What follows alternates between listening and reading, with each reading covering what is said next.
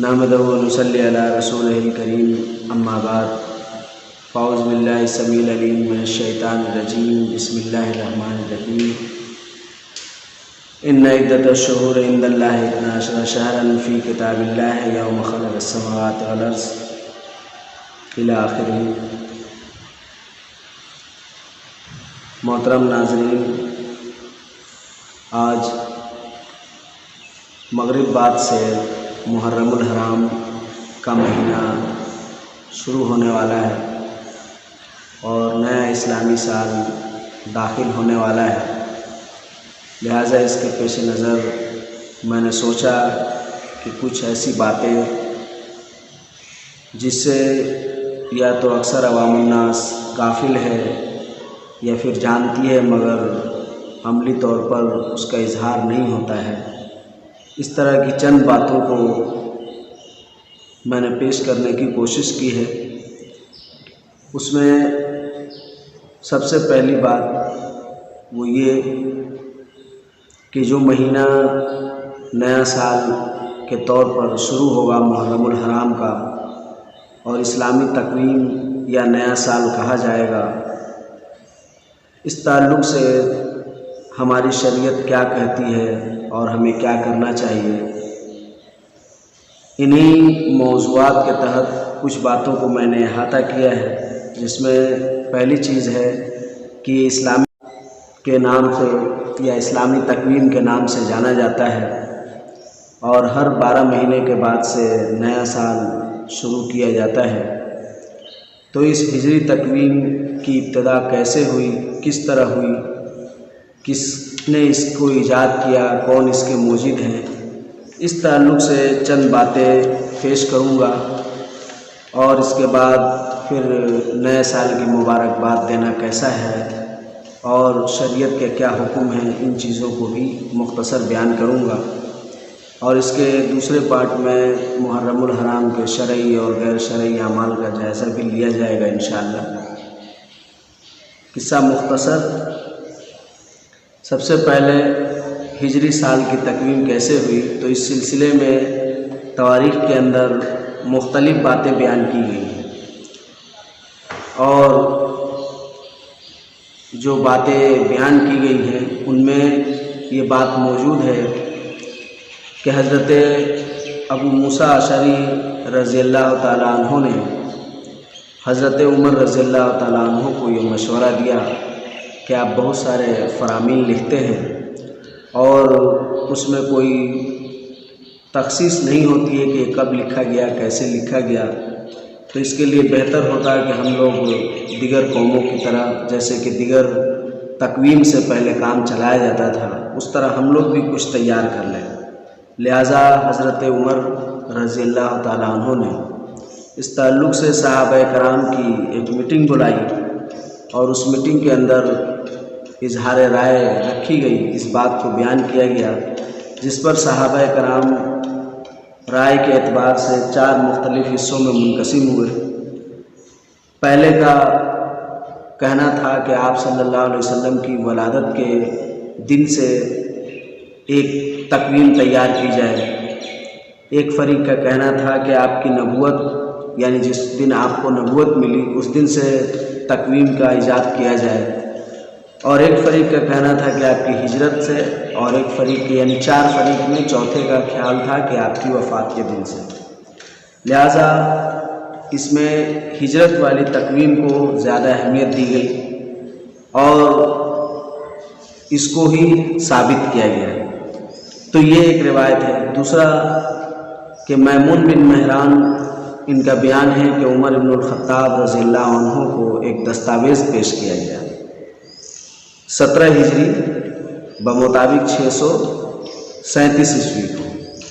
جو شعبان کا مہینہ تھا اور اسی میں آپ کے پاس آنے والا تھا، لہٰذا آیا۔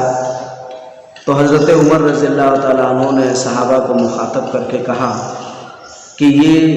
جو دستاویز پیش کیا گیا ہے اور اس میں شعبان لکھا گیا ہے، تو یہ کون سا شعبان ہے؟ جس شعبان میں ہم چل رہے ہیں وہ ہے، یا جو شعبان آنے والا ہے وہ ہے، یا جو شعبان گزر گیا وہ ہے؟ کون سا شعبان ہے؟ اس پر صحابہ کرام کوئی جواب نہیں دیے۔ حضرت عمر رضی اللہ تعالیٰ عنہ نے مجلس کی ایک میٹنگ بلائی صحابہ کرام کی، اور صحابہ کرام کی میٹنگ بلانے کے بعد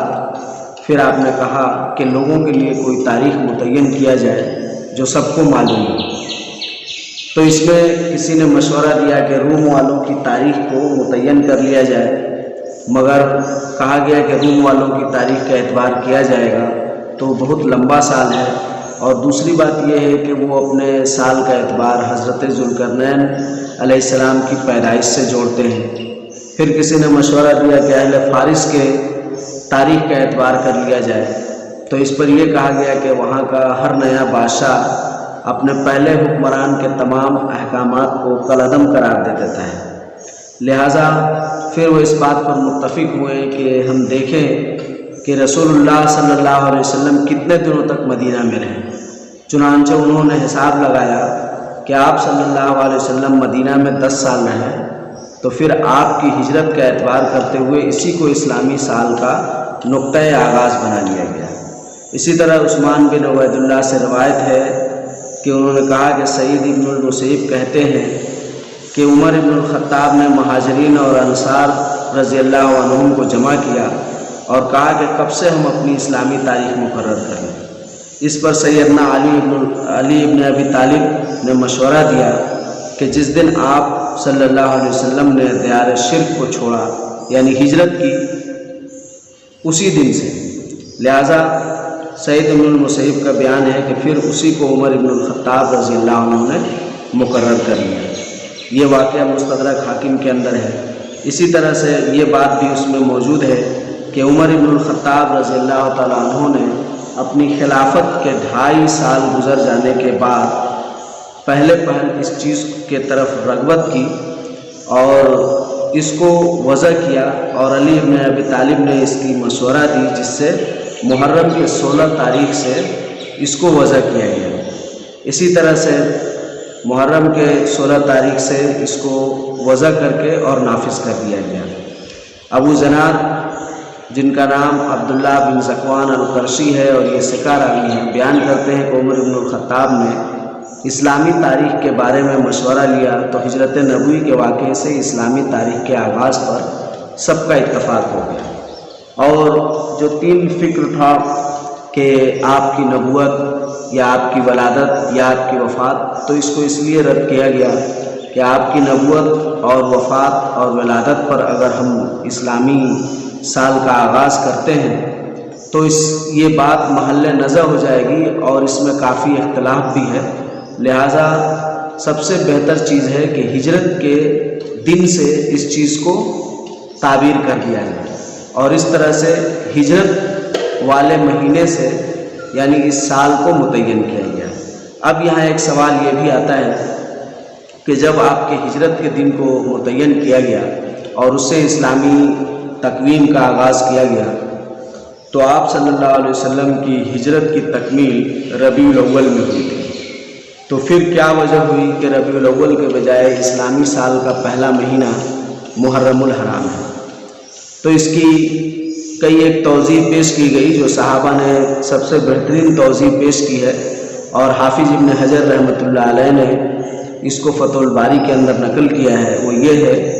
کہ وہ فرماتے ہیں کہ ربیع الاول کے جس میں نبی صلی اللہ علیہ وسلم کی ہجرت مکمل ہوئی تھی، اس کے بجائے محرم سے اسلامی سال کے آغاز کی وجہ یہ بتلاتی ہے کہ جن صحابہ کرام نے عمر رضی اللہ تعالیٰ عنہ کو ہجرت نبوی سے اسلامی سال کے آغاز کا مشورہ دیا تھا، انہوں نے سوچا کہ جو چیزیں سال کے آغاز کا سبب بن سکتی ہیں وہ 4 ہیں۔ پہلی آپ کی پیدائش، دوسری نبوت، تیسری آپ کی ہجرت اور چوتھی چیز آپ کی وفات۔ پھر انہوں نے محسوس کیا کہ آپ کی پیدائش اور نبوت سے سرفرازی کا سال بہرحال محل نظر ہے، اور تاریخ وفات کو اس لیے منتخب نہیں کیا کہ وہ مسلمانوں کے رنج و الم اور افسوس کو زندہ کرنے کی چیز تھی، لہٰذا صرف واقعہ ہجرت ہی اس کے لیے مناسب تھا۔ البتہ مہینہ کو ربیع الاول سے محرم تک اس لیے مؤخر کیا گیا کہ آپ صلی اللہ علیہ وسلم نے ہجرت کا عزم محرم ہی کے مہینے میں کر لیا تھا۔ اس وقت جبکہ ذوالحجہ میں بیعت عقبہ ثانیہ ہوئی تھی اور وہی ہجرت کا پیش خیمہ تھا۔ اس طرح بیعت عقبہ ثانیہ اور ہجرت کا پختہ ارادہ کر لینے کے بعد جس مہینے میں چاند طلوع ہوا وہ محرم کا مہینہ تھا، لہٰذا مناسب معلوم ہوا کہ اسی سے ہی نقطۂ آغاز بنایا جائے۔ پھر فرماتے ہیں کہ ماہ محرم سے اسلامی سال کے آغاز کے بارے میں یہ سب سے مناسب توضیح ہے جس پر میں واقف ہوا۔ تو یہ ہے وہ ہجری کیلنڈر کی تاریخ یا اس کی ابتدا کی تاریخ جس کا صحرا حضرت عمر رضی اللہ تعالیٰ عنہ کے سر جاتا ہے۔ حضرت عمر رضی اللہ تعالیٰ عنہ اسلام کے دوسرے خلیفہ، نبی اکرم صلی اللہ علیہ وسلم کے سسر اور اسلام کے جلیل القدر صحابہ کرام اور عشرہ مبشرہ میں سے ہیں۔ ان کی بہت ساری اولیات ہے جس کو کتب تواریخ نے نقل کیا ہے، یعنی انہوں نے بہت ساری چیزیں اسلامی سلطنت کے اندر ایسی رکھی جس میں ان سے پہلے کسی نے اسی مثال پیش نہیں کی۔ وہ تقریباً 40 سے 50 کے قریب پہنچتی ہے اور انہی میں سے یہ ہجری کیلنڈر کا آغاز بھی ہے۔ حضرت عمر رضی اللہ تعالیٰ عنہ کو اللہ کے رسول صلی اللہ علیہ وسلم نے اللہ کی جانب سے بہت ساری فضیلتیں سنائی۔ مثلاً آپ صلی اللہ علیہ وسلم نے فرمایا کہ اگر میرے بعد کوئی نبی ہوتا تو حضرت عمر رضی اللہ تعالیٰ عنہ ہوتے، یا اسی طرح آپ نے کہا کہ میرے بعد اگر کوئی محدث ہے تو حضرت عمر رضی اللہ تعالیٰ عنہ ہیں۔ اسی طرح آپ نے یہ بھی کہا کہ عمر، اللہ نے تمہیں ایسی جلالت بخشی ہے کہ تم سے جنوں اور انسانوں کے شیطان دور بھاگتے ہیں اور عمر کی زبان سے حق ہی نکلتا ہے۔ اس طرح سے بہت سارے فیصلے میں جہاں پر اللہ تبارک و تعالیٰ نے بھی آپ کی حمایت کی اور آپ کے فیصلے کے مطابق قرآن کی کئی ایک آیتیں نازل ہوئی، یہ وہ حضرت عمر رضی اللہ تعالیٰ عنہ۔ اور افسوس کی بات ہے کہ یہی وہ سال کا پہلا مہینہ جس کو متعین کیا گیا اور جس کی پہلی تاریخ کو ہم مبارکبادیاں شروع کرتے ہیں، وہی پہلی تاریخ محرم الحرام کی حضرت عمر رضی اللہ تعالیٰ عنہ کی شہادت کا دن بھی ہے، لہٰذا اس کو سمجھنا چاہیے اور غور کرنی چاہیے۔ اس کے بعد اس سال کے تعلق سے جو ہم مبارکبادیاں پیش کرتے ہیں، اس تعلق سے شرعی مسئلہ یہی ہے جس پر تمام مکتب فکر کا اتفاق ہے، وہ یہ کہ نئے سال کی مبارکبادی یہ عیسائیوں یا دیگر قوموں سے نقل شدہ چلی آئی ہے، لہٰذا اس پر کیا کیا جانا چاہیے، کیا بہتر ہے۔ تو اس تعلق سے تمام فرقے یہ بات کہتے ہیں کہ مستحب ہے، یعنی اگر آپ نئے سال کی مبارکبادی کسی کو دیتے ہیں تو یہ مستحب ہے، لیکن اس کا خیال رکھنا چاہیے کہ اس میں آپ پہل نہ کریں، خواہ وہ عیسوی کیلنڈر کے اعتبار سے آپ مبارکباد دیتے ہیں یا پھر ہجری کیلنڈر کے اعتبار سے، یعنی شمسی یا قمری کسی بھی نئے سال کی آمد پر اگر آپ کسی کو مبارکباد دیتے ہیں تو یہ مستحب اور مباح کے حکم میں آئے گا، مباح کے حکم میں آئے گا، اور اس پر زیادہ کچھ باتیں نہیں کہی گئی ہیں۔ اس میں سب سے اچھی بات جو شیخ محمد بن صالح عثیمین نے کہا ہے، اسی کو بیان کر دینا کافی ہے۔ اور انہوں نے جب ان سے اس کے متعلق پوچھا گیا تو انہوں نے اس بارے میں کہا کہ اس مسئلے میں صحیح یہی ہے کہ اگر کوئی شخص آپ کو مبارکباد دیتا ہے تو اسے جواباً مبارکباد دو، لیکن اسے نئے سال کی مبارکباد دینے میں پہل نہ کرو۔ مثلاً اگر کوئی شخص آپ کو یہ کہتا ہو کہ ہم آپ کو نئے سال کی مبارکباد دیتے ہیں تو آپ اسے جواب میں یہ کہیں کہ اللہ آپ کو خیر و بھلائی دے اور اسے خیر و برکت کا سال بنائے، یعنی جس سال کی آپ مبارکباد دے رہے ہیں، لیکن آپ لوگوں کو نئے سال کی مبارکباد دینے میں پہل نہ کریں، اس لیے کہ میرے علم میں نہیں ہے کہ سلف و صالحین رحمہ اللہ میں سے کسی نے ایک سے بھی یہ ثابت نہیں ہے کہ انہوں نے کسی کو نئے سال پر مبارکباد دیا ہو، بلکہ یہ بات بھی آپ کے علم میں ہونا چاہیے اور ضروری ہے کہ سلف و صالحین رحمہ اللہ میں سے محرم کے مہینے کو نئے سال کی ابتدا نہیں بنایا، بلکہ یہ تو حضرت عمر رضی اللہ تعالیٰ عنہ کے دور خلافت میں شروع ہوا۔ تو معلوم ہوا کہ آپ اگر شریعت کی طرف دیکھنے جائیں گے تو شریعت میں نئے سال کی مبارکبادی کا کوئی ثبوت نہیں ہے، اور اسی طرح سے نئے سال کی ابتدا کیلنڈر اور ہجری کے اعتبار سے یہ چیز حضرت عمر رضی اللہ تعالیٰ عنہ کے دور میں شروع ہوا، جس کو انہوں نے ترتیب دیا، اور اس کے بعد بھی اور اس سے پہلے بھی صحابہ کرام نے کسی کو نئے سال کی مبارکبادی نہیں دی۔ ہاں یہ الگ بات ہے کہ اگر کوئی آپ کو خیر و برکت کی دعا دیتا ہے، مبارکبادی دیتا ہے، تو یہ ایک اچھی چیز ہے، اس کے جواب میں آپ اس کو بھی دعا دے دیں، لیکن شریعت سے ایسی چیز منقول نہیں ہے، بلکہ شریعت سے یہ چیز منقول ہے کہ صحابہ کرام ہر نئے سال یعنی ہر مہینہ یا سال کے شروع ہونے پر یہ دعا پڑھتے تھے، اور وہ کئی ایک سیغوں سے روایت ہے، اور اس میں بھی محدثین کا کافی اختلاف ہے کہ یہ روایت صحیح ہے یا ضعیف ہے، لیکن آخری بحث اور راجح بحث یہی ہے کہ اس میں کئی ایک دعائیں صحیح سندوں سے ثابت ہو جاتی ہیں، لہٰذا اس کو پڑھنا چاہیے، اور یہ صرف محرم الحرام کے مہینہ شروع ہونے سے ہی نہیں ہے، بلکہ ہر اسلامی سال کا ہر مہینہ یعنی 12 مہینے آپ کو یہ دعا پڑھنے کی ترغیب دی گئی ہے، اور یہ دعا یہ ہے جو آپ صلی اللہ علیہ وسلم نے سکھلایا ہے کہ اللہم ادخلہ علینا بالامن والایمان وسلامت والاسلام ورضوان من الرحمن وجواز من الشیطان۔ اسی طرح ایک دعا یہ بھی ہے اللہم احلہ علینا بالامن والایمان وسلامت والاسلام والتوفیق لما تحب وترضى ربنا وربک اللہ، یہ صحیح ابن حبان میں ہے۔ اور اسی طرح ایک دعا یہ بھی ہے جو حضرت عبداللہ ابن عمر رضی اللہ عنہما اس کے راوی ہیں، کہتے ہیں کہ اللہ کے رسول صلی اللہ علیہ وسلم جب چاند دیکھتے تو کہتے اللہ اکبر اللہم احلہ علینا بالامن والایمان والسلامت والاسلام والتوفیق لما تحب وترضى